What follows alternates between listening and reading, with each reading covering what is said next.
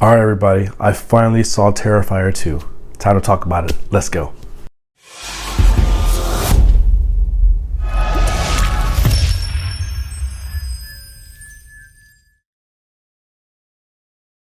So, I saw Terrifier 2 over the weekend, and I've been meaning to make this video. I should have made this video a few days prior. Schedule got away, couldn't get to it, but I had to stand in front of you guys and talk to you all about this movie. Now, let me be transparent here. When I saw Terrifier 1, wasn't that impressed.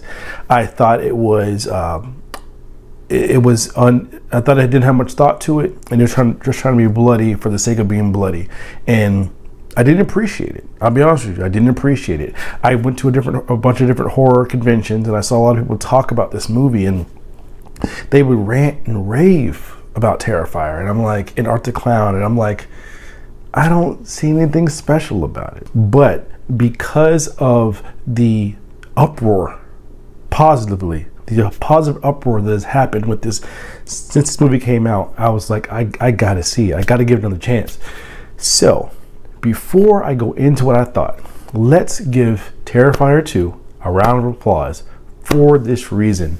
It's an independent film that got a limited theatrical release that did so well, it got brought back into theaters after leaving, and to even more theaters, got expanded to even more theaters. For horror, that's like a dream come true. I'm trying to make a horror movie. That is an absolute dream come true for someone like me to see this happen. And I mean I am head over heels beyond excited for this team, excited for this movie, and just I want to see what else they have in store and how far. But this is great for horror because it opens a door for independence to say, listen, you have a shot here. You know, if your movie is strong enough, if you grind enough, you have a shot to really make it bigger than what it might seem.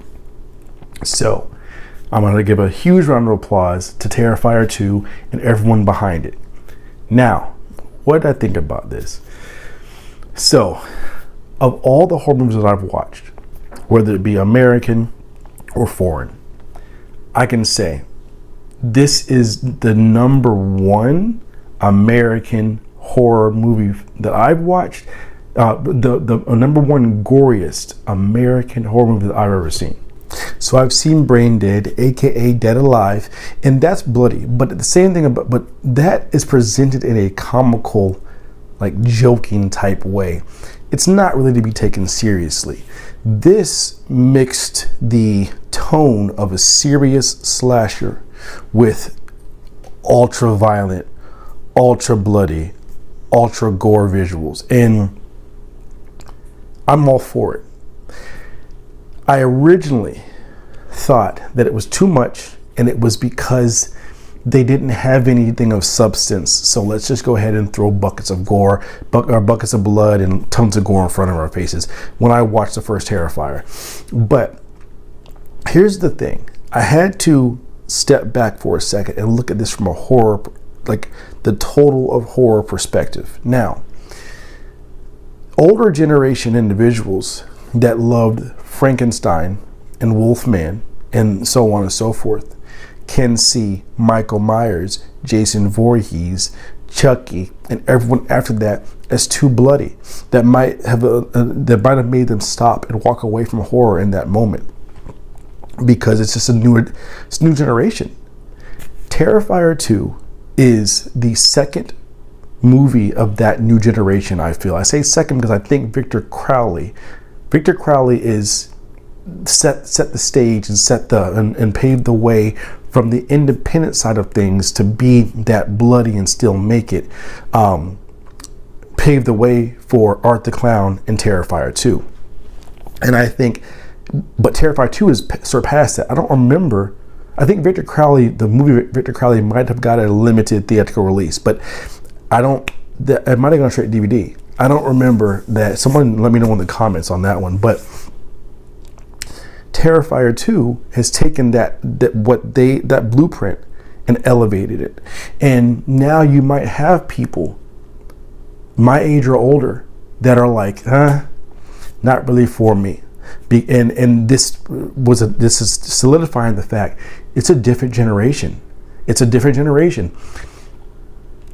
I am very happy with this movie, because looking back on it, there are a lot of horror movies, especially slashers, that have no storyline, and you don't go to them for the story. How many times have I mentioned a movie and reviewed a movie that said it was good but not very scary, it was good but not really horror, but it fits in the horror category? This is horror to the way that we love it.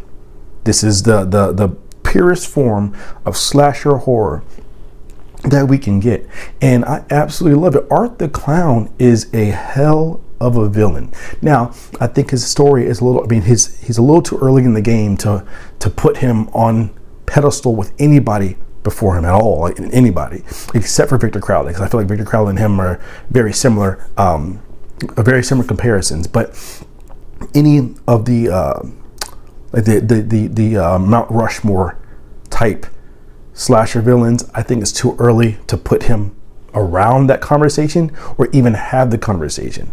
But the movie was a trip, and what I also loved about this movie is the people behind it are horror fans. You can tell that's what makes me excited, because you can tell in the way they present this movie that they're fans of the genre.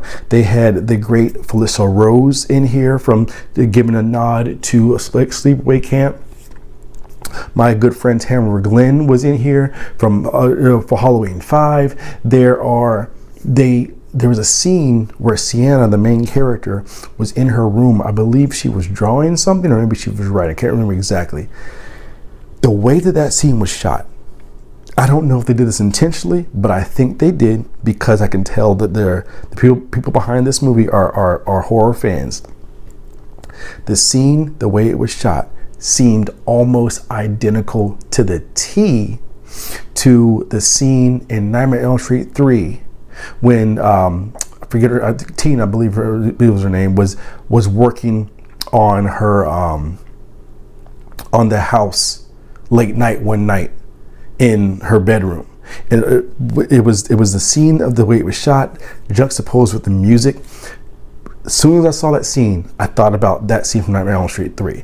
And when a movie today pays a homage like that only true and like deep horror fans will even really pick up, and then also put in actors and actresses from previous horror movies, they're trying to show you that they're rooted in horror, and they're trying to make a horror movie, and I think it was really well done. I am a big fan, and what Art the Clown, I don't have to go back to Art the Clown now. I'm thinking about Art the Clown that's still crazy is like when Michael Myers or Jason or somebody, they would kill you, like they would stab you, you're done, like you walk away, then move on. It's not enough for him to just like stab somebody.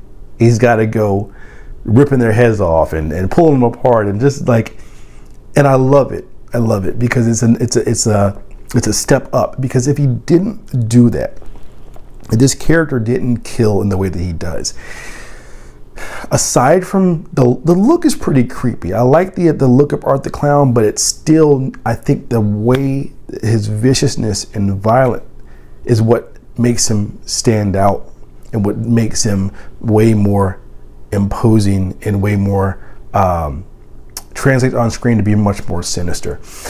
I cannot say enough good things about this movie. Now, again, there's not a lot of depth to that. Sienna, our main character, her father had died some years past. He was an artist, and he was drawing pictures of Art the Clown.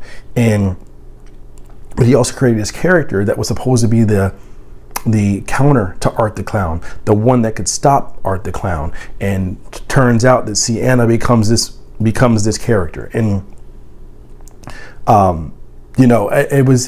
that's not a lot of depth to that. But we're here for the kills, we're here for the brutality, we're here for the gore. And this movie has it in spades. It was a fun experience, and one of the few of the year that fully felt like a horror movie. This has been a good year for the horror genre, but you guys know the horror genre such a broad spectrum when you put a horror label to something. Thriller, suspense, crime, it could all be meshed into the horror genre. There's no other tagline, no other tag to put to this movie except for horror movie. And what more do we want as horror fans? So, if you haven't seen Terrifier 2, check it out. I think I'm probably the last one. I know I'm late to the game, but if you have not seen it, check it out. I watched it on Amazon Prime. It's not there. It's for rent or for buy now, but I got it on Amazon Prime, watched it, and I want to see it again. And I will see it again. But yeah, Terrifier 2, one of the better movies of 2022. I've got a video coming out next few days where I'll talk about my top 5 horror movies of the year, because I said this year for horror has been good. There've been a lot of great stuff, but Terrifier 2, Art the Clown, I am now on the bandwagon, and whatever you guys do going forward, I'm here for it. That's been my time, guys.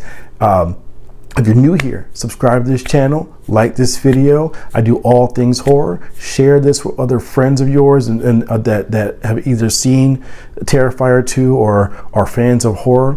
And I'll see you guys next time.